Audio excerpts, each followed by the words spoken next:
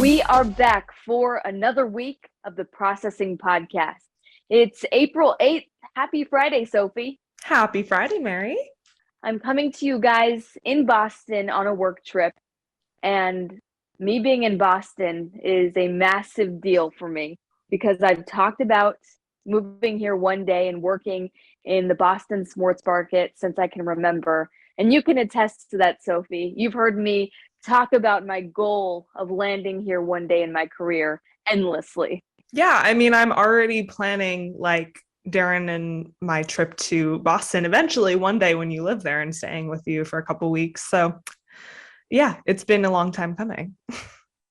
I haven't gotten to talk about it much because this trip isn't about me. I'm here covering the local hockey team that made it to the Frozen Four, Minnesota State, and they play in-state rival Minnesota. So that's where the story lies. But internally, I've had a lot of like emotional moments because I can't believe it. My fascination and my love for what I know as Boston from afar is the immaculate sports town that it is, beautiful.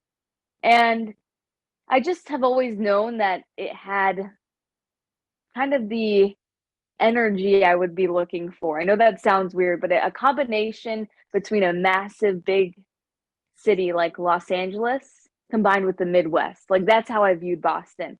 But now that I'm here, my takeaways are I haven't visited every single place I've wanted to because I've only been here for 2 days, but it's quite the culture shock. Like I wasn't culture shocked going from California to Iowa or from Iowa to Minnesota. Really? You And weren't? From I California wasn't. to Iowa. You weren't. No. And maybe that's just because I was less aware of my surroundings when I was younger, but I'm not kidding. That It shocks is me. a complete culture shock from the streets to the architecture. See, the architecture here is so unique throughout the city, and the people, they just scream Bostonian. I can't describe it. It's crazy. I've walked around and it's not even like oh wow, that's so cool. It's like holy cow, this is shocking me because it's so different from Los Angeles. That is I what's just interesting. picture every block Mark Wahlberg when he was a kid, like the image I had him running around on these streets. It's unbelievable. By the I way, the mean, best pizza I've ever had in my life really came here. Yeah, I interesting. Wow. Okay. First of all, the pizza thing shocks me because I've never really heard of Boston pizza, first of all. Second of all, I cannot believe that this culture shock of you going from Minneapolis to Boston is more of a culture shock than you going from basically Los Angeles to Iowa. That makes no sense to me when at you and all. Allie visited me in the Midwest, the way that mainly Allie, but who is my other best friend, the way that you guys kind of responded, like I said, more so Allie, was this is a culture shock. It's so different here. I didn't really feel that way because I made that joke to my coworker and he was like, well, that's probably because there's not a whole lot in Iowa. Like it's just kind of land. But that's why it's a But shock here, because there's nothing there. It's a shock. It's like, wait, yeah, what do you do? Like, wait, I what? can't describe it. You have to come here and see it. It's unbelievable. Interesting. I'll try to attach some video because I have been in my few moments of free time outside from work. I've tried to vlog because I want to always remember my first experience in Boston. And I'll try to attach some video for our YouTube viewers because you'll see what I mean. It is unbelievable. I went to our first night here after a long work day, went to a local bar, and there were like Paul Revere was on the wall and like a massive Oh, a I love massive that. portrait. And everyone was it was just a melting pot. It was awesome. It was really Oh. cool. I mean, Yeah. I do get it too, especially from a sports perspective. Like in Los Angeles, obviously there are many teams and many different opportunities to go see games, but there are also so many other things to do in Los Angeles. So it's almost like sports kind of takes the back seat in some cases. Not all cases, but in some cases. Whereas in Boston, I'm sure sports are more at the forefront in terms of things to do. So I guess that makes sense. And you have the Patriots, the Celtics, like the Bruins, these the Red Sox, sorry, every major sports league here has so much history and is wildly famous. So that plays a big part in it, but I completely agree. A lot of people knock Los Angeles for the fact that there's so many other things to do than just go to sports games. Yeah. And especially when you have winning teams and you see that the culture doesn't totally change for everyone in the city, it can be a little jarring for people that visit. But nonetheless, it's been a surreal experience being here. I haven't had too much time, like I said, to talk about it or to really be in the moment because I'm working. I think today we started working at 7:30 and I just wrapped it up at 11:30. So a full day of work. There's not a whole lot. It's more than a full day. Enjoy the day. Yeah, it's like 2 days. And then tomorrow we start work at 7 again, and then a full day. But tomorrow's the actual hockey game. I have to share this experience. I think a lot of broadcasters would agree that people that you're starstruck by, that you look up to and idolize, are other broadcasters, not the athletes, not the coaches, because you're conditioned to see them as a part of work. You know, you're analyzing that, you're being a journalist. So you don't have too much time to idolize the people that you're covering. So for me, I had a moment where I saw one individual, a sports anchor specifically for hockey on ESPN, that I've followed for, I think I can say decades. I'm only just over 2 decades old, so maybe a decade and a half or something like that. I've always followed him. He brings such a unique, young, fresh perspective to the sport of hockey, and his name is John Buccigross. Sophie, I've had connections with him on Twitter many times. Over the years, some of the hockey coverage that I would put on Twitter, I'd tag him in it and he'd retweet it. We'd have random Twitter exchanges, and it always made my day because I have respected him so much as a broadcaster, especially being on ESPN. ESPN is a world up until recently with their new TV deal with the NHL that just didn't talk about hockey because they didn't have the rights to any games. So I'm in the press conference, I'm in the press conference room. So where the media gathers, kind of gets their work done.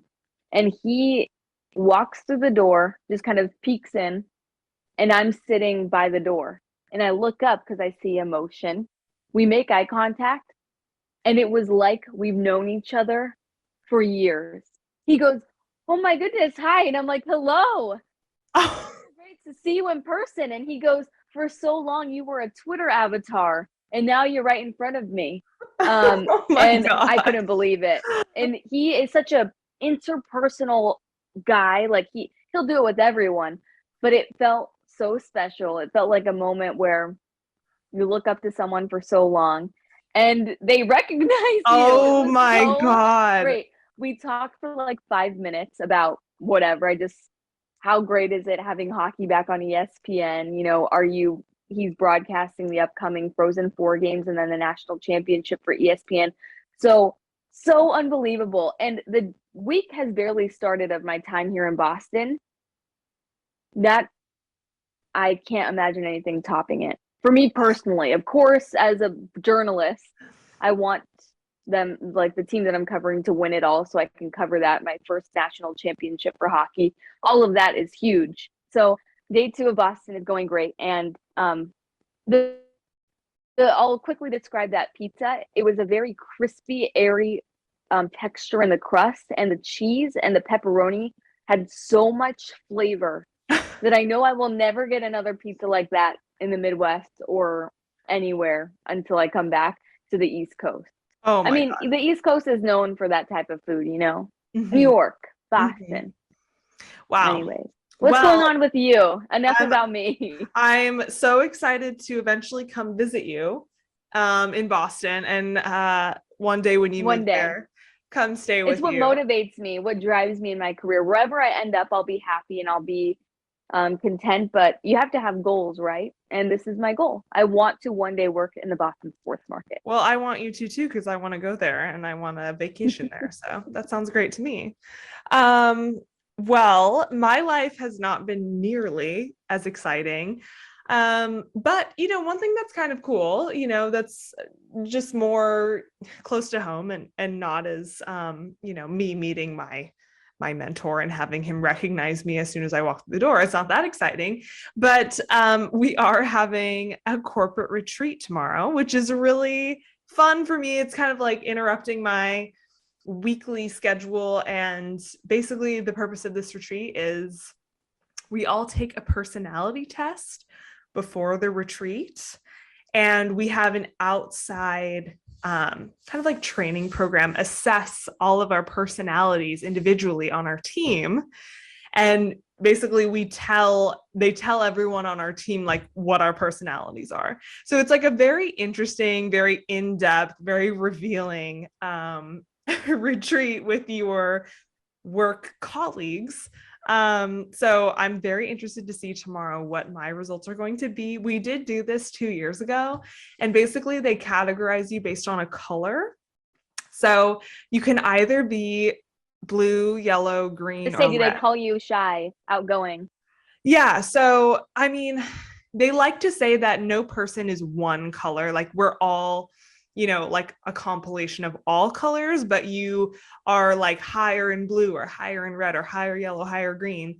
And I know the last time I did this quiz, I was really high in blue. And blue is like analytical, logical, likes numbers, likes to analyze, like doesn't do well with like ambiguous abstract answers. And so that makes sense for me. But they also said I Yeah, was that makes high. perfect sense. Yeah, they also said I was high in yellow though. They said like yellow is very much like outgoing and social and likes to socialize, likes to be in team settings. They said I was like the lowest you could possibly be in red. So like red is like very, I guess the saying for red is like be quick, be brief, be gone. That's like they just want the answers. They want you to tell them really quick and then they want you to go. They're very direct, very Huh. bold, like, and I'm just not like that at all. So it's just interesting because then you see the people on your team who are either just like you or kind of like you or not at all like you. So it's very interesting. I'm And very then you interested. could kind of assess what your relationship was with them is and say, oh, that makes sense why our relationship is that way. I Exactly. really want you to bring back like a shortened version of this personality quiz because I'm so curious what mine is. Yeah. I know myself way too I know myself in a general sense, but there like you feel like there's a little bit of everything in you, just like you said, there's so many colors in everyone. So I would be interested to see what my main ones are. And Yeah. I would want to know how similar you and I are. I know. I feel like in certain ways, like maybe socially, how we are like interacting with people, I could see being similar. But in terms of, because a lot of it is how you prefer communicating with like work people in a work setting. So it's like how you prefer to Hmm. receive your information, how you prefer to present the information in a workspace. So I know I'm very analytical and very like numbers driven. And Hmm. it's not very rare in like the media PR industry, I've found. It's more so like maybe on the Nice. advertising side that's more common. But anyways, it's just interesting to learn about your coworkers. And we have so many new people on our team because of the great resignation that's going on. Everybody's new. So I'm very interested to see what all of our new team members get. It's going to be very interesting. Spice up the work week. I Yeah. love it. That's a lot of fun. Yeah. You'll have to give us a recap. I know it'll be 2 weeks, but we'll remember and we'll ask you Yes. about it. So, Yes. in this week's episode, we previously recorded our hot topics and wedding planning update and some stuff in between.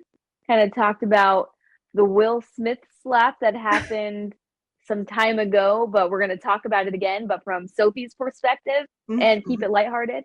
So, good stuff coming up. So the Grammys were this past weekend, and I was reminded of a couple interesting facts that could be well known, but I had no idea. So I want to ask you, Sophie, over under for how many Grammys these two artists have combined? Katy Perry, Post Malone. Over under number I'm setting is 3. Over. Over, like without a doubt. Yeah, I would They think. combined, they have none. What? Are you Katy Perry serious? has never won a Grammy, nor has Post Malone. That blows my And mind. what I've come to know is it's because of who they're typically put up against that year. So for Post Malone, when he had his chance with Circles, I think the single, that was the year that Billie Eilish just cleaned house and won everything. Okay. So it's really unfortunate when when your breakout year happens to coincide with another young artist that captivates the world. But one artist that won, I believe, at least one Grammy this past Sunday, maybe 2, I could be wrong, is Baby Keem, who I saw in concert the night before.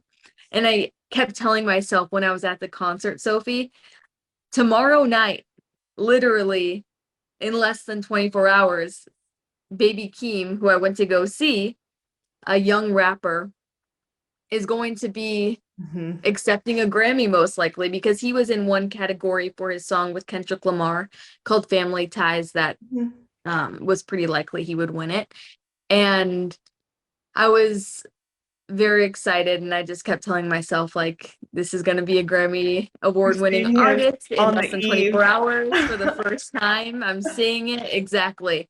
And his set was 51 minutes. For those that don't know who Baby Keem is, he's a rapper that has, I believe, 3 total studio albums. But his most recent one featured collabs with Don Toliver, Travis Scott. He was on Kanye West's album, so this past year as a whole has been a big year for him. And I came to know of him, I think, like 3 or 4 years ago, and I loved his rap style. He's very unique in how he just raps over the beat, and he has a very high-pitched voice, and he says a lot of witty things, just a style I very much enjoy. He also showed on his most recent album that was up for a couple Grammys, songs from it, that he has the ability to produce or brings the right people in to produce some really from top to bottom great songs, similar to Kanye West. Kanye West is known for being for his producing style and putting together really long songs that have a bunch of beat changes similar to Travis Scott, etc.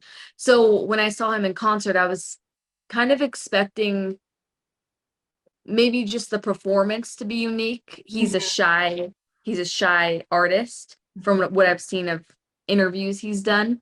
But long story short, not only was his set only 51 minutes long, which I kept telling everyone around me that it was because he has the Grammys tomorrow night. Like, this So is a short, work though. night for him. He wants to get up early so he can prepare for what is a really big day and a I very guess. rewarding day. But that's so short. But yeah, it was 51 minutes, and the concert didn't live up to expectations, but he is a very young artist. And this isn't just to give a recap of what the concert was. I'm bringing this up because I was asking myself, when I look back at all the concerts I've been to, how do I judge it based off of the quality and the performance, or my infatuation with the artist. Like, I could have walked away from the Baby Keem concert and been like, that was crazy awesome. It was so cool to see all of those legendary songs right in front of me. And he was, less than 50 yards away from me, maybe less, 25. But from all the concerts I've been to um, Weezer, who's my favorite band of all time, Shania Twain, who's one of my top 3 favorite country artists, Eric Church, Tyler the Creator, who I consider one of my favorite rappers. In the grand scheme of it, I was like, wow, that actually was a pretty mellow concert that didn't live up to the expectations I had. So anyways, for you, we'll start there. When you go to a concert, what are your takeaways after the fact? Like, what stands out to you, what you see in person, or just the sole idea and fact of, oh, someone I really enjoy, I'm in their presence, and that's enough for me. Mm-hmm. Well, that is an interesting point because a lot of the concerts that I have been to are like compilations of popular artists. So like Wango Tango and Stagecoach, like those are concerts I've been to multiple times where I'm going there looking specifically for artists that I like, and I judge the event based off of how many of the artists that I liked were in the lineup. So that's definitely a factor, but in general, I would say on like a broader base, the last concert I went to was a Post Malone concert in 2018. And it was actually a concert that was like put on by Chapman University. So it was like a smaller. Oh, nice. So he did a college tour. Yeah. And it That's was awesome. actually, we partnered with like Cal State Fullerton and Cal State Long Beach too, for like an event that was only for students. So I knew it was going to be a shorter show because it was such a small little gig for him. Looking back, I judged that concert poorly, even though at the time he was my favorite artist. Just because, not only because there wasn't a lot of songs, I mean, that was going to happen no matter what. So that doesn't really factor in, but he only sang like his most popular songs, which I didn't love. Like, especially as a true fan, like you want to hear some deep tracks. Like you don't just want to hear like the top 100 songs that are on the charts, And so that was one reason. And the other reason that I can't stand it when this happens. So like typically, at least this has happened for me, like there's always like a quieter version of the song playing behind an artist a lot of the times, like not like it's not like they're lip singing the track. Yeah, it's just like playing so you can hear like the voice on the track, but their voice obviously overpowers it. But he kept relying on that like multiple times throughout the show, and I don't know if it's because it was like a smaller show for him or what, but I couldn't stand that. I'm like, I'm not here to listen to the track. I'm here to listen to you perform it live. Yeah, it feels like you're at a DJ is playing it. If you're not going to sing it, that is a big part in one of my takeaways from Baby Keem, which a lot of artists do. But when you sing over a track, it's very difficult for me to feel like I had an exclusive one of a kind experience. Exactly. It's like I could get this on the radio, so like why am I here? So but I found out later though that night, because like especially we were all in the concert, so we were isolated from the rest of the world. That night was the night Lil Peep died. And so I guess Post Malone and Lil Peep were close in some way. And I guess he actually ended the concert early. And he only sang like 4 songs. He was supposed to like be on stage for at least like an hour, but he ended it early. And that was a very valid excuse, but that is a very short concert. I know. Jeez. So that's what's tough is like it wasn't a good concert, but I empathize with him why it wasn't. So I don't know, but those are in general, I would say like pretty standard criteria for what a good concert is and like what makes a bad one. And one thing that bothered me about the most recent concert was how much smoke and fog was in the air from the smoke machines. I wanted to see his vision because Baby Keem, his music videos, like very much a visionary, next level from a lot of young artists with how he puts things together and his artistry. But I couldn't see the positive in having him completely covered in the shadow and only the LED lights behind him creating some sort of a shadow. So that one was surprising. One concert that I have to say was an all-time, which is funny because he was recently in the news for canceling his concert because he's a North Carolina fan, and he canceled his show because North Carolina was playing in the Final Four against Duke. But Eric Church, country artist, Sophie, 3-hour performance. Every song that I considered myself a very hardcore fan of Eric Church. So as you mentioned before, with wanting to hear not the top 100 songs or with the songs that are on the top charts, you want to hear some of those lesser known songs that you've fallen in love with. He played everything. That's awesome. And he sang. All you could hear, the instrumentals weren't overbearing. It was just his voice, his guitar, and of course there were some songs that are very instrumental, but that one I think for me is an all-time for quality of performance specifically. So I mean, after talking about it, I think I very much value being able to hear the artist's voice without any track, because Eric Church had no track. But another one that I'm infatuated with is Weezer. And I look back to that concert, and of course they have a ton of albums. So it's like, what does the set list look like will very much influence how you feel about it. But that's one that they just kind of stood on stage. They weren't much of performers and killed it with the vocals. But that'll always be like a top 3 for me because of just simply my love for them and the fact that I got to be in their presence. So it goes both ways. Yeah, I mean, the love you have for the artist definitely can carry a concert, like your view of a concert for sure. It also hurts, like never meet your heroes. Yeah, that's a good point. It's hard for people to live up to your expectations if you like are infatuated with them. It's so funny. I look back and my first concert ever, actually, I was like, I must have been like 8 years old, was a Weird Al Yankovic concert. And so like random. I know, it's so well, it was at the Orange County Fair, and I remember my best friend's parents took me because they thought it would be like funny, and it was like my first experience with the concert ever, and it was Weird Al.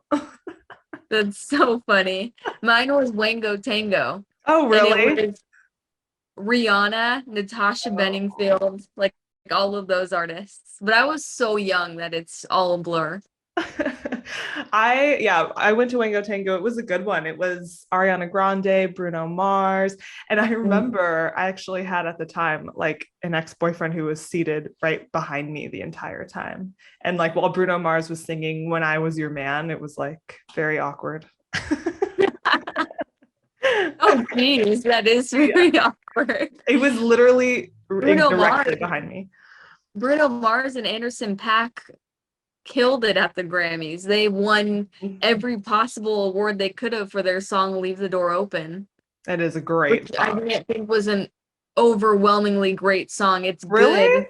I like it. I really like it, but for how many Grammys it won, okay, yeah, it was just interesting because we've seen a ton of incredible things from Bruno Mars, but I guess it's, it was a really good it's just so funky and unique. Like nobody else could do it, I don't think. So. Yeah, and I specifically the options for my Sunday night were to go see Morbius or watch the Grammys. So I picked the Grammys because I wanted to see what was going to happen if Kanye was going to win Album of the Year with Donda, with Baby Keem obviously getting a potential Grammy, which he ended up getting, Tyler, the Creator, won Best Rap Album, which I didn't even know he was up for back-to-back Best Rap Albums. Side note, this year's album that he put out was actually a rap album. The one he won a rap album Grammy for before had barely any rap on it. So that was really weird. But they didn't even show any of that. So I regret not going to see Morbius because You regret your decision. I get to see the stuff that I wanted. Yeah. The Grammys are interesting how they decipher what awards they're going to show. So if you just so happen to be a fan of a certain category and they don't prioritize it, then you're kind of out of luck. I saw it on Twitter. I was watching and then I was like, Tyler the Creator won Rap Album of the Year. And I was like, he did? I didn't even see it. You would think that would be a pretty big one that they would want to show. I mean, I don't know. Yeah. But I mean, it is a 3.5 hour show. Yeah, it's to do everything you can to avoid a Will Smith situation by having Kanye not perform. They did everything they could to prevent that. And Tyler also spoke up a lot previously about his disdain for being put in the rap album category, even though he's known as a rapper, but his album wasn't technically rap. Previously, I'm sure had an influence. My thoughts had an influence on what they decided to show and who to give more of a platform. Because I mean, even though people are speaking up about great things, if you're the Academy, the Recording Academy, you're not going to want people bashing how your award show goes. So I can see from their perspective how that can be problematic. Yeah, I got to do some damage control a little bit. So yeah, the Grammys were cool though. My claim to fame as of late has been I saw Baby Keem right before he won a Grammy. So I'm happy now. That is pretty exciting. Well, I know that your passion lies more so with music, but for me personally, I like to call myself a cinephile, somebody who loves movies and also TV shows. I'm not as big of a TV show person as I am into movies. So like I would have probably chosen to go watch Morpheus if I were in your position. But I'm a Jared Leto stan after Suicide Squad, which everyone hated Suicide Squad, but it's one of my favorite movies of all time. Really? Yeah, no, I've seen it at least 15 times. Interesting. I don't even think I've seen it once, but like I remember I kept like getting up. So I don't think I've seen like all the way through. It's just not my genre typically. It's not my favorite. No, it hit all the marks for me. The people that were critical of Suicide Squad or not only the DC nerds, but the prior knowledge of the comics, I think could definitely diminish how you perceive the movie and if it was done correctly or whatever your expectations were. I had no expectations going into the movie, and all I knew was Will Smith's character Deadshot in the first Suicide Squad was phenomenal. Harley Quinn, best of all time, like obsessed with her. I love the You're Joker. a Margot Robbie fan? Big time Margot Robbie fan. So anyways, that's why I want to see Morbius, because of Jared Leto. But continue. Well, so like I said, I'm more so a fan of movies, I like TV shows, but it's not usually like my obsession. But recently I have found an obsession with not a new TV show, but the second season of a show, Bridgerton. It came out the previous Friday, so not this past Friday, but the Friday before. And so they do season drops. Yes. So season 2 dropped, and oh my God, it was so good. Like season 1 of Bridgerton was great and I loved it. And it actually took a lot of convincing from my friend Lindsay, actually, who was like, you have to watch it, you're gonna love it. And I'm like, I don't know. Like it seems like a Pride and Prejudice knockoff. Like they have in the show, they actually have like current songs from like current artists, but played on like violins to make it sound like more, Ooh. like a period drama. So I was like, I thought that was super cheesy, and I'm like, no, I don't want to watch it. But I gave it a chance, and I fell in love with the show. And so I've been highly anticipating the season 2 debut, and they delivered. I highly recommend anybody who's listening, if you haven't watched Bridgerton and you haven't even like watch it from season 1, you have to get involved with the characters emotionally and get invested in the family. It's the Bridgerton family. And so highly recommend. And it seems like a lot of other people agree with me. I was listening to the radio the other day, and they were talking about how well season 2 had done in its debut week. And this article says Bridgerton season 2 was viewed for 193 million hours over its debut weekend. And to kind of put that into perspective on like, is that a lot? I mean, it sounds like a lot, obviously, but it says that impressive 3-day viewership is a record breaker, as Bridgerton season 2 is now the most watched Netflix English language TV title in its premiere weekend in Netflix history. So that English specification, I wonder if Squid Game is more than that, because it's not. That was my thought as well. Probably, I would assume, because you don't have, I mean, I guess you would have other countries watching, just like we watch Squid Games, but it's you have to watch subtitles and it's hard to get as invested. But I just thought that was incredible, and I looked it up because I do love the show, and I think it's an amazing show, and I would highly recommend it to anybody who was asking for show recommendations. But in my mind, I'm like, but there are lots of good shows. Why this show? Like, why is this the show that broke all the Netflix records? And I looked it up, and it seems like the common denominator between all the articles I read was, obviously people love the characters. They're easily relatable. Like, you have romance, you have drama, you have mystery. There's all these things about the show that are great. But the number one reason for many people, I guess, is its diversity in the cast. So typically, obviously, when you watch a period drama from the 1800s in England, you're going to have only white people, because that's the people that were alive and there in England in the 1800s. So there's never any sort of diversity in a period drama piece, typically.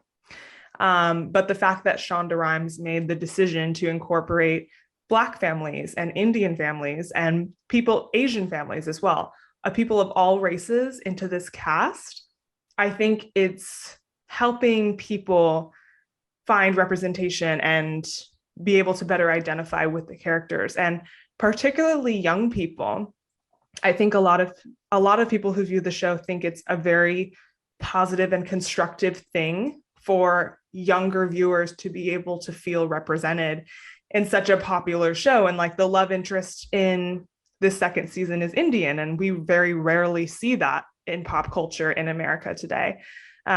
So I just think for so many reasons, it's a great show, and clearly lots of people agree with me. I would highly recommend it to anybody who wants to watch it. Yeah, it sounds like it's really good. I recently watched Euphoria, and that kind of had the opposite. Like, I had heard about it from every single person known to man all over the internet, and I finally watched it. Whereas this one, I've heard about it, but to hear your takeaways of it makes me think it will be, something that I'm really interested in. Whereas Euphoria, I was into it because I wanted to understand. And then season 2 came out, and I was like, okay, this is phenomenal. But sometimes you won't have the overwhelming hype about a show, but the numbers speak for itself. Yeah. Rather than conversations. I'm curious what the numbers were for Euphoria, because I heard about it from every single human being for the longest time. Well, and to keep in mind, these are Bridgerton season 2 was the most viewed debut for Netflix. So And then HBO Max is Euphoria. yeah. So yeah. So who knows? Like, I don't know how those numbers compare, but I'm sure it did, because similarly to your experience, everybody was talking about Euphoria. Every single person I knew was like, "Oh my gosh, you have to watch it." And I Yeah. must confess, I haven't watched it. I Yeah, probably should. Euphoria. And I don't think we've had any spoilers, so I don't think I'm not going to spoil anything for Euphoria, but the first season, I'm not one to particularly enjoy super racy, provocative type of shows. That Mhm. it's not uncomfortable for me. It's just not something that I get super into. Mhm. So it took me a while to get into it. I was watching it as a chore. I was interested, but it's hard when there's so many storylines. I watched the first season and it was hard for me to get into, and at some points it felt like a chore because of all of the different storylines. But then the bridge between season 1 and 2, there were 2 specials that were released that kind of give you insight on 2 of the main characters. And there was one of them, it was a conversation, which potentially spoiler, it was a conversation with the main character and a recovering drug addict. And the conversation, all they were for an hour and a half, I think the episode was, they were in a diner just talking about addiction. Oh my God. And it took such a step in the right direction for me. Even my dad watched the first episode, and he, as a drug and alcohol abuse counselor himself, he didn't like how it was glorifying drugs, so Yeah. he stopped watching immediately. But I was like, no, hang on, like watch one of the specials, and then that'll kind of give you a better understanding of the complexity and what you're going to really be getting in season 2. So that one had to grow on me. Mhm. Whereas it sounds like Bridgerton is, I mean, Shonda Rhimes, she's Ugh, incredible. my God. I owe a lot of my teenage years entertainment consumption to her. So Yeah, I'm probably the biggest Grey's Anatomy fan. So Yeah. I should have known that I would have liked Bridgerton all along, solely because of Shonda Rhimes and all of the incredible shows she's done. But yeah, and going back to Euphoria, that's interesting. I mean, you had mentioned before the show, when we were chatting about all of our topics, that it's an unending task to watch all the shows that everyone is recommending. But I have been meaning to watch Euphoria for a long time, and your takeaways from it make me want to watch it more. So maybe that'll be my next task. I recommend it, and it's just helpful to understand what everyone on the internet is talking about, because generally, other than that one Netflix show that's like, is it real or cake? That's where I'm like, okay, the hype, I can comfortably say I'm not going to get into that. Yeah, no. But generally, things that really catch fire, I have trust in our society that it's going to be good, and it was great. Especially seeing Zendaya in a different light. It was hard for me when I was watching the Spider-Man movies to get Disney out of my head with her. So it helped me kind of separate that as a whole. Yeah. But it is a never-ending task to watch shows. And I recently started Halo because I'm getting into gaming now. And you are? Yeah, I've been gaming a lot. Any free time I have, I've been de-stressing with gaming. Like 30 minutes I have free, let me go play a game. And Halo came out with the show on Paramount Plus that supposedly is very highly anticipated. And that's what I'm on right now. Wow, I did not know you were a gamer. Yeah, I've changed, which makes sense because I'm in a relationship with a gamer, so it was bound to happen. But anyways, let's get into our hot topics of the week. I don't know. Do you want me to go? Because it's related to the entertainment industry, but Yeah, all perfect. Right. So obviously this is not news to anybody. The Will Smith slap. We have to bring it up. It's such a hot topic right now. How could we not touch on it? Mhm. So for anybody who's been living under a rock and not um, going on the internet at all, Will Smith, during the Academy Awards, after Chris Rock made a joke about Will Smith's wife having a bald head because of her medical condition, alopecia, Will Smith proceeded to climb on stage and slap Chris across the face and yell from the audience, "Keep my wife's name out your effing mouth."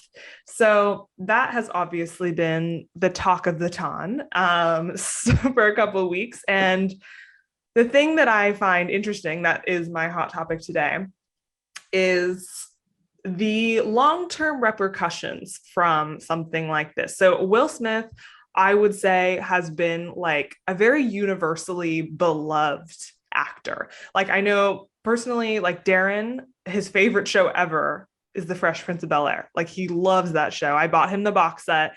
He watches it whenever he can. I love everything Will Smith has been in. I think he just portrays like a very genuine, lovable character in everything he's been in. Yeah.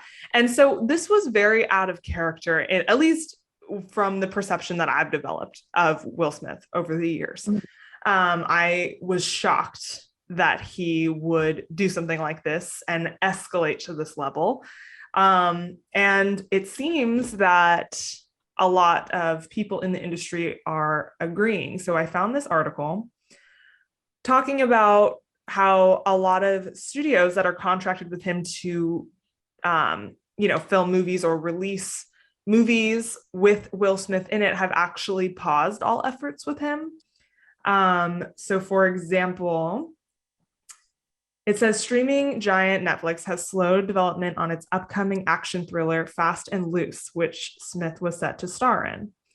The movie trade publication added that a search for a new director for the film had been paused, and added it remains uncertain whether Netflix will return to developing Fast and Loose, and if so, whether the streamer would seek a new star for the project instead of Will Smith.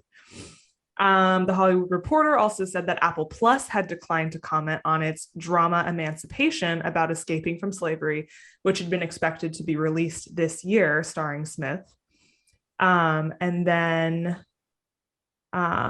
the film magazine also said that Sony was pausing its Smith-linked action film Bad Boys 4, which had been in active development before the Oscars.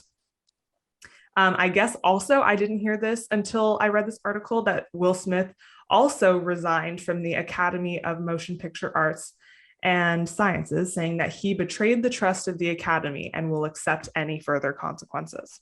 Mm-hmm. So that's a pretty big hit to his career. That's 3 different studios who have paused their efforts with him. He's resigned from the association. And not to mention, this stain on his reputation is something, like, unfortunately, rather than, remembering him for The Fresh Prince of Bel-Air and all the other incredible movies he's done, the first thing people will think of when they hear Will Smith's name, at least for the foreseeable future, for many years to come, will be this slap.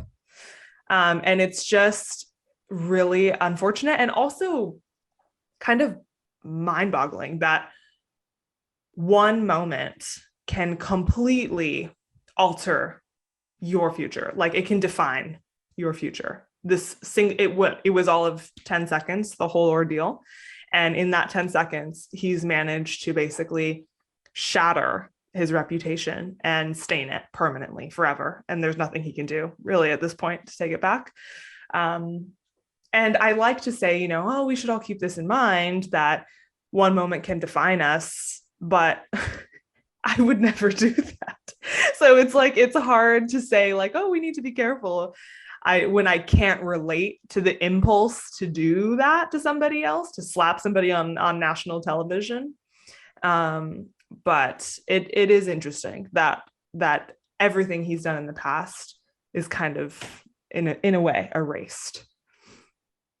It was a very bizarre situation, and there are so many parts of it that have brought me back and forth.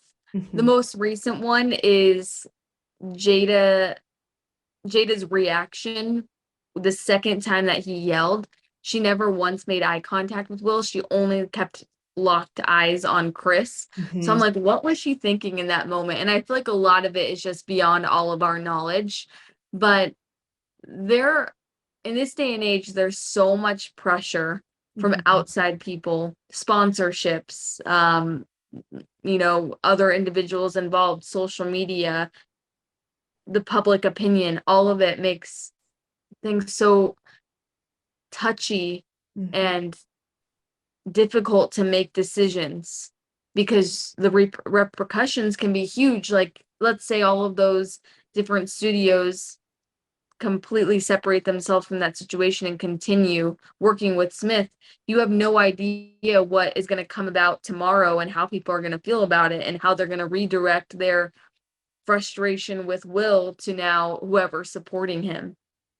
So I'm not surprised by all of these really dramatic situations happening because of it, but it's unfortunate. Yeah. All in all, I personally find a ton of humor in it, and I have tried to keep it lighthearted because it's all above my realm of knowledge as to who, what, when, where, why. And you can empathize with anyone in this situation.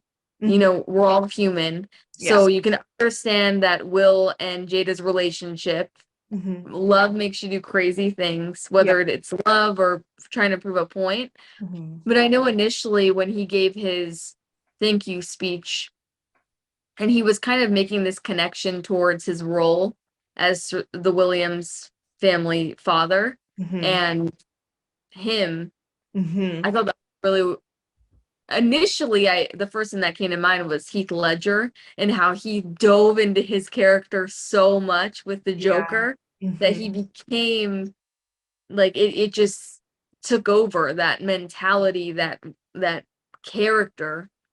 So it was like, I can totally see that potentially happening. And then all the more details I came to learn, I was like, I'm not gonna try to understand at all. The Williams family father was actually really upset with that connection that he made. Initially I was upset by it. Yeah. Like, that was terrible to sit through, seeing Serena and Venus's reactions when they kept putting the camera on them. But an interesting point that someone at my workplace made, it was, kind of bringing it back. I know we said we weren't going to totally dive in, so this will be my only point. But a lot of times with that category of award, with like American Sniper, these are movies based on real families. And the Williams family just so happens to be in the public eye because of, I know the Williams family from Serena Williams and her tennis career. I didn't watch in Venus. I didn't watch the movie, so I don't know too much beyond that. But I do know they have experience in the public eye, whereas there was a very likely chance of him playing the role of someone of a family that is completely uninvolved, and they typically bring them there.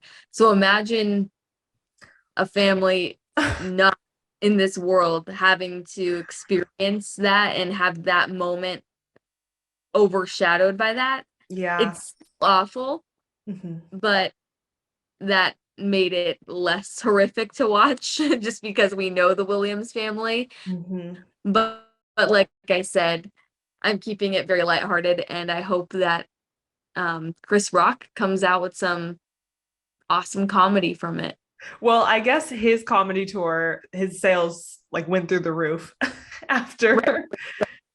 The way he composed himself is like everything you aspire to be. Like, I hope that I can forever handle a situation, whether it be on live TV or in public or alone, like that, with so much composure. Yeah. I was very impressed by Chris's reaction. I would have started crying immediately. I would have yeah, I would have cried. That's a very fair response. I would have done the same. But Yeah. yeah, when he said, "Don't worry, I won't," after keep my wife's name out of your mouth, he was like, "I won't." I was like, that was such a power response. Like, now we'll never talk about you again, sir. So Yeah. enjoy.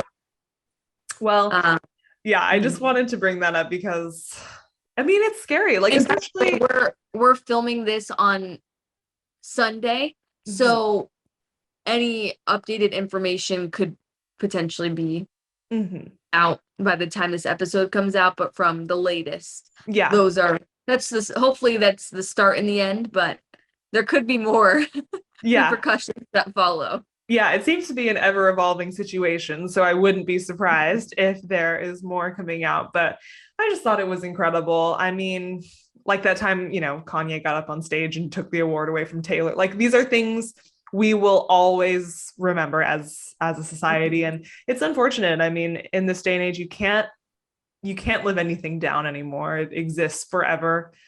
Yeah. Um, And with excuse me, with Taylor and Kanye, that one was a little bit in my mind like such a mismatch because it's Taylor, completely unrelated to the situation. She's a woman. Like with Chris and Will, they're both kind of even kill. mm, So there's no one that's that you really, I don't know. It's yeah. it's impossible to have a politically correct take on any of it. But no matter what, it is a little bit more humorous than the Kanye situation. Yeah. But just as jaw-dropping and unbelievable, if not way more. Yes, agreed. I love it. Well, I can talk about that forever, but Me too. seriously, I can. It's the best. But I know that if you consume any other podcasts or any other Mhm. radio personality online, you've probably heard the at lengths of what happened with Will Smith and Chris Rock, but it was quite entertaining. So, switching the conversation significantly to my hot topic is the MLB exploring the possibility of implementing electronic communication for pitching calls, which is something that college baseball has already begun to do. So previously, Sophie, we know getting which pitch is next comes from the dugout to the catcher to the pitcher. Mhm. But there has been conversation of that process kind of being outdated and taking up too much time. So for the past handful of years, there's been the development of a new type of technology that you wear on your wrist. And the way it works is the dugout will identify which pitch and where to throw the pitch. And it'll buzz a certain amount of times on the wrist to identify. It kind of looks like a sweatband. So Mm. this eliminates the communication from the dugout to the pitcher to then the pitcher. Excuse me, the catcher to the pitcher. In this way, the catcher would still know what's going on so they can be in the correct positioning, but there just wouldn't be a need for that chain of command, I guess. And um my first reaction to it was, that's interesting. I wonder how much time that actually saves, because the pros to having this updated or maybe less outdated would be to save on time, which baseball is, depending on how where you fall, notorious for being super long. But it also prevents any cheating, because that has been an issue in the past, and Yeah. most recently affected the Dodgers when they faced the Houston Astros in the World Series in 2019, was it? Time flies like crazy. That was a couple years ago. That's bananas. But they were accused of banging on trash cans and stealing pitching signs and relaying it to the batter. Yeah, I was So, wondering if that's what spurred this. Was the scandal with the Astros? no, definitely not. This has Okay. been in the works for longer than that, but it preventing cheating is a part in it, but I do believe that time is another part of it. What they're in the breakdown of the Associated Press article I read, or maybe it was The Athletic, there was an old time baseball manager like from the 1970s that was talked to, that was interviewed, and he agreed with this. He liked the idea of the sport growing. You can't live in the past forever, and I appreciated that perspective because a lot of times when you think of a sport with so much history and richness like baseball, anything changing, you're like, whoa, whoa, whoa. Like, what's the need for that? The MLB is in the works of doing a lot of different things as time goes on. I think one thing we'll be seeing this year is bigger bases. There's also a couple other things that will be changing. But anyway, so like I said, the college has already implemented this, not at every level, but a couple programs and leagues have. So the pros of this change versus the cons. A couple very minor cons are the bracelet itself kind of affects, like if you hit it, there just a little bit of a issue with the technology and it tapping it, misconstruing it for a buzz and the way that it gets in the way. I mean, there's such a craft to pitching that anything that kind of inhibits that will take an adjustment period. But it seems like as far as the pros, there's a lot of people on board with it. And there was a college coach that sprung it on his starting pitcher like 15 minutes before opening pitch, and it actually like went well. Really? And yeah, there were no issues. I took a handful of notes. By the way, I'm still having the computer issues that I was having the last time on the podcast. So all of the notes that I took on my laptop, I can't access. Tragic. I'm trying to remember all the points that I had. But a conversation starter that this has is one, Sophie, when you think of as a little bit more of an outsider, I know a lot of people, well, I'll go back to this. Sorry. So as for the time, the pros of it, it limits time. In 2021, and for the MLB, college doesn't really keep track of their games except for the College World Series, which I feel like isn't a really good indicator because of all the what a fiasco the College World Series is. But the average game time in 2021 of a 9-inning baseball game was 3 hours and 10 minutes and 7 seconds. Oh my God. So I don't know how much.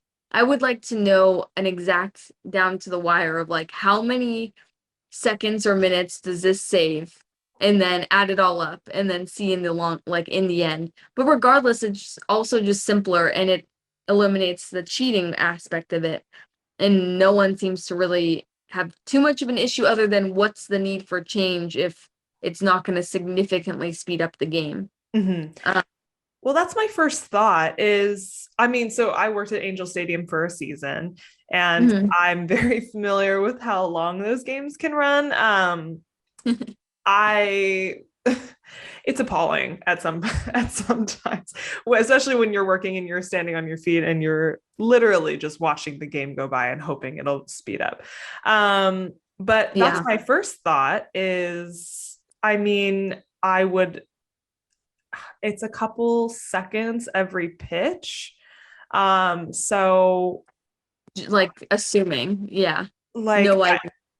I could see it maybe saving like maximum 10 minutes. I feel like that would be like a maximum. I don't see how it could save any more time, but I mean, cool. Like there are a lot of different game situations too. Like if there's a runner on second base, that's typically when the pitching staff will try to change things up and like it takes a little longer. There's just like game scenarios where it would work, which if you don't have a second point, Sophie, that also leads me into one coach posing the question of how often do you use it?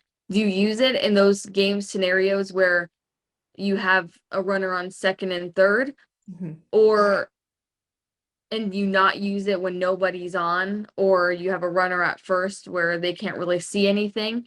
Like what scenarios would you use it, or would you just use it full time? And I think that's a fair question. And I know at the college level they have a lot of control over it, I assume. But for the MLB, is it like black and white? Like you either maybe use it full time or not? Mhm. Can you use it at your own leisure? That I would be interested in knowing. Yeah. Well, and the other thing too, I mean, baseball is so old fashioned. It's so set in its ways. And I appreciate that. I appreciate that they are trying to stay true to baseball's history and its roots.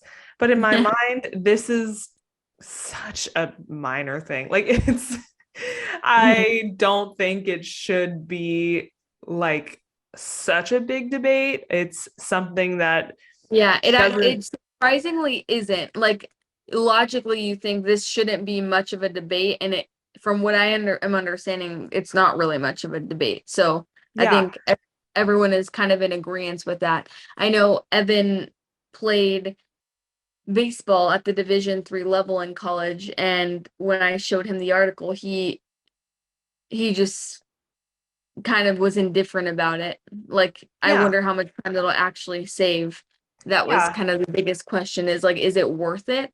But at the same time, you going back to that just organic response of the old guy manager from way back in the day, him saying like the sport can grow, you can have those advances. Why hold the sport back when things are naturally going to change in the world? yeah. Well, and the other thing too, I mean, it's not that big of a change. It doesn't affect the integrity of the game in any way.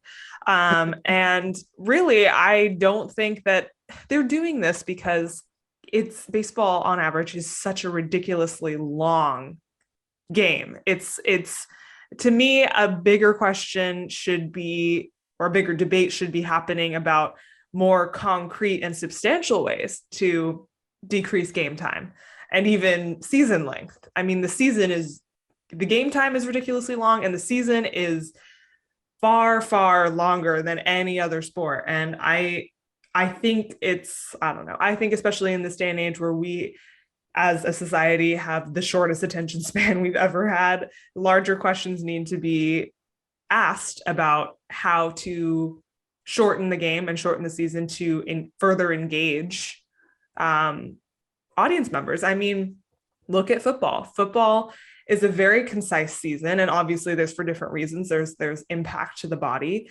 but it's the most popular and most profitable sport in the United States, and they've figured out how to have a shorter season and have the same amount of profitability. So I don't know. I think larger Yeah. questions need to be I've asked. had, I've had those.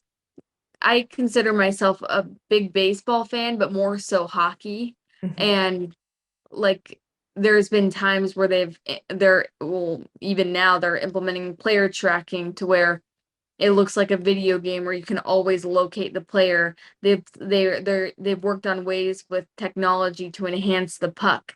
And as a diehard hockey fan, it's like I don't want any of that. I don't want them to cater the sport to someone that doesn't care about the sport. Yeah. I want them to cater the sport to people that like understand the game and not dumb it down for everyone else. But for baseball, I can kind of see it from a less emotional perspective, whereas where I'm not saying I necessarily agree with exactly what you're saying, just because there the amount of games makes it hard as a consumer to watch. Mhm. But I do see the value in having that many games with how just the type of sport it is going into the postseason. Like it's hard to imagine it any other way and it making sense. I haven't put much thought into that, but I do understand the argument of why not, no matter what, like professional sports are entertainment based. Mhm. And they're for entertainment. So yeah, it's kind of I'm sure the front offices and different departments of the leagues have these conversations all the time. Well, yeah, You know, and I mean, at the end of the day, I don't think, I mean, I agree with you. The length of the season for, for a lot of reasons is great. Another reason is the statistics they're able to gather are so accurate because of all the data you can gather from such a long season. So the statistics will be accurate, unlike other sports where you don't have as many games to gather all that data. But at the same time, like, kind of going off your point of obviously people who are fans of the game who actually care about will always watch the games. They'll always watch all the games. And so why cater to people who don't care as much about the sport? But if we're being realistic, baseball is dying, and there needs to be some like realistic conversations being made in the front office about how to keep the sport alive, just for the sole purpose of having enough viewers, having enough attendees at the game, making enough money to keep the sport going. mhm. And this whole putting, the wristband thing to save a couple minutes, it's like, it's peanuts. Like, that's not, to me, like they're trying in a very roundabout way that doesn't actually affect the game to solve the problem that they're having of too long of a game, without asking the real question of how we can actually substantially reduce game time. Yeah, and baseball is one of those sports that has a demographic of people in the front offices that are very, very old. Mm-hmm. So it's kind of like I don't know how the hockey and baseball have commissioners that people aren't super fond of because of that. Whereas Adam Silver with the NBA, a lot more well received. People feel listened to. Roger Goodell, the NFL has a ton of issues, but yeah, that's a interesting conversation to have. I am going to stay as a consumer and just enjoy it, and then let people figure it out. Yeah. People that have an interest in that data and yeah. Yeah, I do think it, but as like a final thought, I just think, to me, it doesn't surprise me, like you're saying, there's so many traditional people in the front office that it doesn't surprise me at all that they're finding some way to avoid the actual problem of shortening the game with this rinky-dink, let's take 10 minutes off the game time solution. It doesn't surprise me, because that's probably the most change that they'll be able to enact within a reasonable amount of time.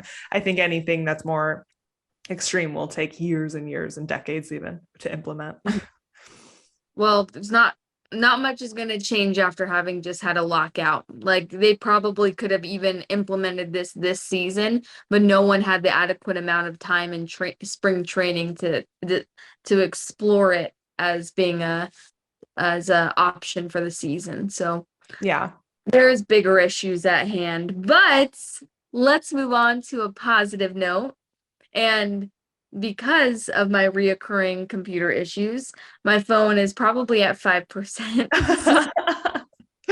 So roll through wedding planning and end on a super high note heading into the weekend.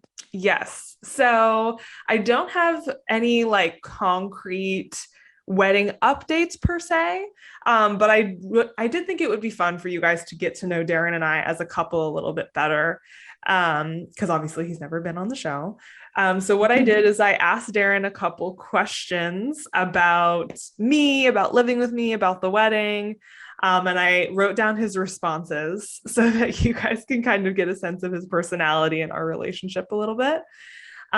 So the first question that I asked him is, what's one thing that surprised you about living with a woman? And his initial response, he immediately said it. It was like he didn't even have to think about it. He was like, all the strands and wads of hair that I find everywhere and bobby pins. It seems like such a cliche basic response, but it's true. It is. It's everywhere. Like, everyone every man can relate to that with women having long hair. I I it's the opposite for me. Like I never shed hair, but I think it's just because I don't know why. I do. I shed so much hair, Yeah. and he's You like, have such long, thick hair mhm. that I can see it being hard to tame. Yeah, and like our sinks are always clogged, and he's like, I find them like wrapped Throw them around my feet. What? You don't throw them away.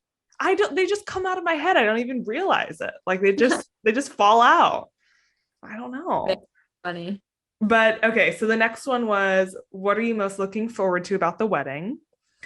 And he said being married. And I was like, okay, that's A man sweet. response. Yes, it's sweet because I'm like, okay, he's not looking forward to the wedding, he's looking forward to the marriage, which is 1000%. That's really cute. it's cute, But but then also, come on, what about the planning? yeah, well, that's what, and so then I prompted him, like, that's really sweet, thank you, but what about the event? And he was like, oh, okay. He said, seeing you walk down the aisle in your dress, which I would be excited if I were him because my dress is really cute. So great answer. It's gonna be one of those moments of emotion that will never be replicated again. I know. So that's a good one. I'm very much looking forward to that moment. It's going to be something that's burned into my memory, I'm sure. Yeah.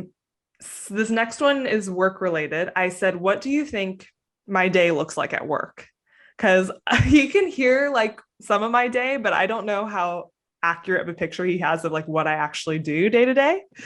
So he said, I think that you go to the office or like go downstairs, get a snack, make coffee, sit down, look at Slack, and I know.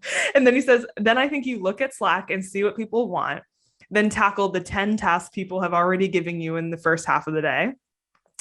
He's like, then there's a meeting about advertising, then a couple meetings about strategy and executing everything and results. He's like, then you get 20 more Slacks from someone else. Then you try to do as much as you can. And then you have 30 more Slacks that have accumulated within that time that you're doing those other things. And then there's 100 more assignments for the next day, even though you tried your best to get everything done that day. Is that accurate? I mean, sure. Like those things, the It's reason. a generalized like idea of workflow, but he didn't go into like like what, how, when, where, why. Well, yeah, and that's the thing is he knows like he's like, well, you do PR, marketing, and advertising, and I was like, yeah, that's true. But I think the reason he said all the Slacks was because he constantly hears my Slack going off, like ding, Yeah, ding, that's ding. Yeah, and so he's like basically what he conveyed. He was like, people are constantly asking you for things all the time. I was like, that's those group chats. That's accurate. yeah, he's like, you're constantly being assigned new things all the time and just like working. Well, it's good though. He has a perception that I work very hard. So that's good. Yeah. And then the last one was that I asked him was, did you expect to be married and settled and in love at this point in your life? And he said, yes, I didn't expect it necessarily, but I hoped. He said, I guess I never really knew. But now that I'm this old, I know that I want to be settled. Even if I didn't know it before, now I know that I'm over the partying and the single scene and I want to be married and settled with you.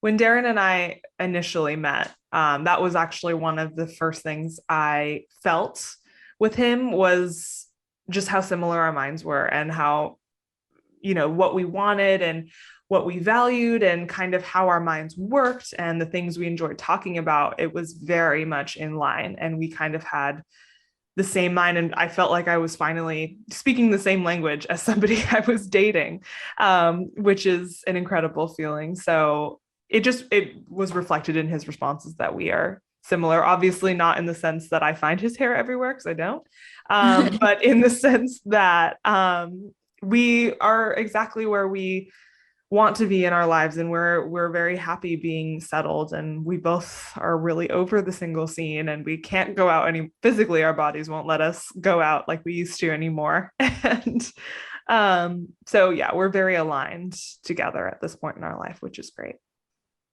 Yeah, it's awesome. I loved hanging out with you guys one-on-one or two-on-one and Yeah. to learn about how you guys formed your relationship and all of that. So cute. We'll have to get to know you guys much more in the upcoming episodes because you gave a good description of what things are like. So in the future, we'll get into the specifics of what particularly align. And I'm sure it'll help other people kind of understand, like, oh, it is possible to meet someone that has a similar point of view towards life as me.